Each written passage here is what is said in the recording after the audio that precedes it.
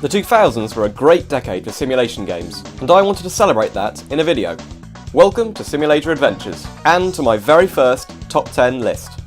I'm going to be counting down my top 10 personal favourite simulation games from the 2000s. I've considered factors such as how well these games stand up today, and how often I've played them over the years. So this list isn't based on review scores, it's just based on my opinions about sim games from the 2000s. And before we begin, let's have a quick look at some games I considered but didn't quite make it to the list.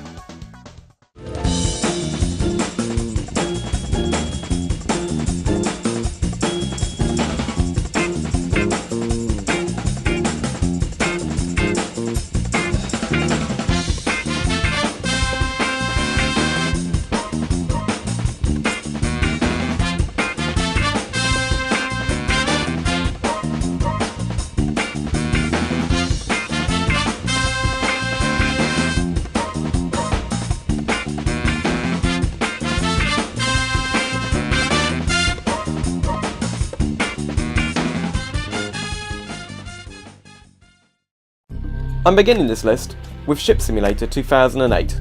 This was released at a time when there were very few ship simulators.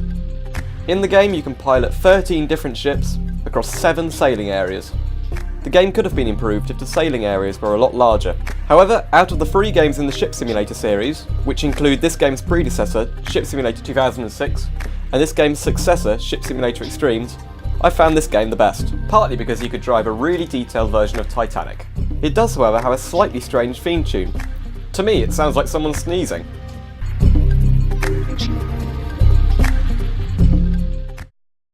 At number 9, it's Microsoft Train Simulator.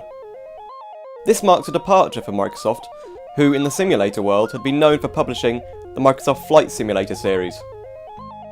The graphics hold up really well for a game from 2001. And with 6 routes and 9 trains, this game had more than enough content to keep me occupied. One of the best things about this game was the map editor. You could create pretty much any route you wanted. But also, the modding community was quite big, and one of the most ubiquitous mods was the jet train. This was basically just a big jet engine strapped onto a train, and you could get over 1,000 miles an hour out of it and crash it in the most spectacular ways. Apparently Microsoft were working on Microsoft Train Simulator 2 in the early 2000s. However, this project was cancelled around 2004. It could have been interesting, as it would have had the whole world's train routes, with data taken from worldwide train maps. However, the original developer, Kuju Entertainment, went on to develop Rail Simulator. This was released in 2007, and was taken up by Dovetail Games, who would go on to develop the popular Train Simulator series. There's no doubt that Microsoft Train Simulator helped kickstart a whole new genre of simulation games. I used to play Rigs of Rods a lot, and it's really worthy of the number 8 spot on my list. This completely free and open source vehicle simulation game demonstrates soft body physics. In many ways, it's the predecessor to BeamNG Drive. It's the community that drives this game, as it's highly moddable, and it's been really popular. By 2017, it had been downloaded almost 7 million times on the website SourceForge.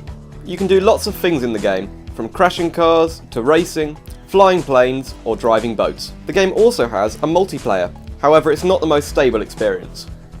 One of the most popular mod creators for Rigs of Rods, Gabester, actually works on BeamNG Drive now.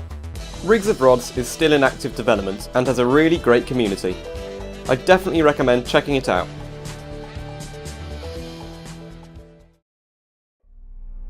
The Train Simulator series, developed by Dovetail Games, gets quite a lot of criticism.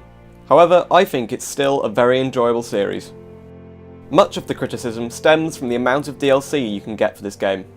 Thousands upon thousands of pounds. However, Dovetail defend themselves by saying that the DLC isn't necessary, you only need to buy the routes and trains that you would enjoy playing. Since its initial release in 2009, Dovetail have released annual updates.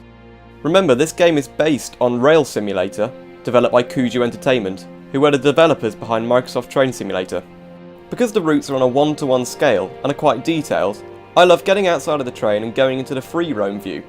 The yearly free updates on Steam don't provide any new content, but it is nice to see that Dovetail are continually updating this game with bug fixes and improvements. Dovetail are now developing the successor to Train Simulator, Train Sim World. This has been released, but Train Simulator, the original version by Dovetail, is still in development. They're still releasing content for it. I'm not really sure why, but it's nice to see that Train Simulator is still going, especially as people have spent so much money both on Dovetail's own content and external third-party DLC. At number 6, I've chosen Rome Total War. I think it's the perfect blend of real-time strategy and management. It was the first fully 3D Total War game, with amazing graphics that still look great today. The gameplay is also really solid. This game was hugely popular when it was released in 2004, and was even picked up by TV shows, one of which was a documentary series on the History Channel called Decisive Battles, and another was called Time Commanders, which was produced by the BBC.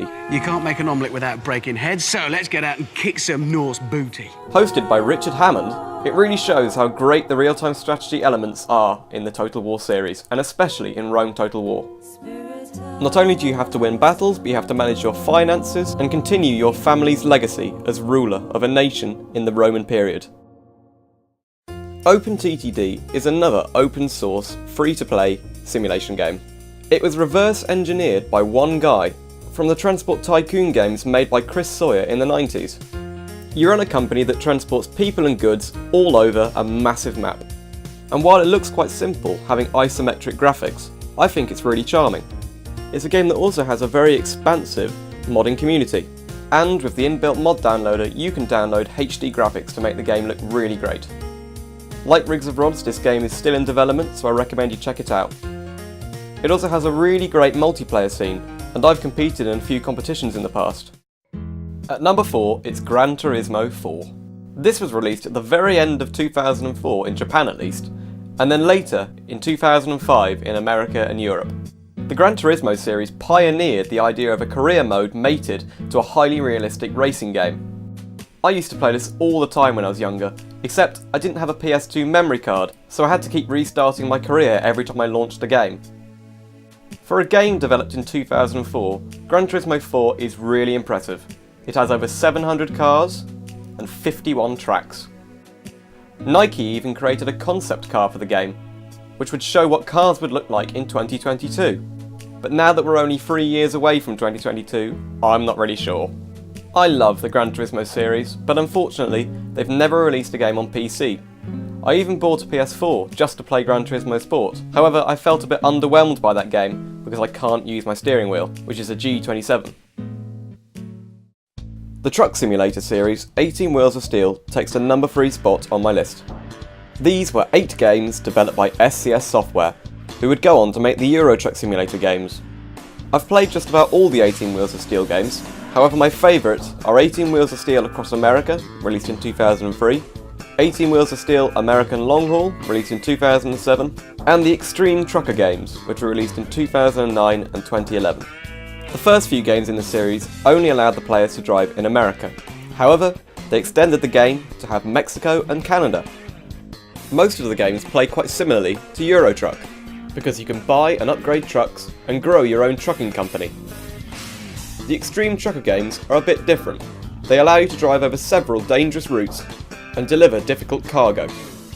The 18 Wheels of Steel series allowed SCS Software to become the world's premier trucking simulation game developer. It put them on the map before their massive success with Euro Truck Simulator 2. At number 2, it's Microsoft Flight Simulator X. Released in 2006, this game is still really popular. The Microsoft Flight Simulator series has been around since the 1980s. For FSX, Microsoft tried to appeal to a wider audience than just simulation gamers. This can be seen in the game's trailers. I started playing Microsoft Flight Simulator with Flight Simulator 2002 and a Logitech attack-free joystick. However, I eventually bought FSX and later the Steam edition released by Dovetail Games. This updated version of FSX improved stability on newer systems and gave the game a new lease of life. The base game still feels really good. I'm always amazed by how much custom scenery there is around the world. However, to enjoy FSX to the full, you have to download add-ons. These can be paid add-ons or free add-ons. One of my favourite paid add-ons is FS Passengers. This allows you to basically run your own airline. FSX itself has been updated by Prepared, However, the Steam edition of FSX still sees a lot of interest. Unfortunately, Microsoft closed Ace's Game Studio, who are the developers behind FSX. But the future of flight simulators looks good, because we've got Prepared and X-Plane competing to be the best flight simulator.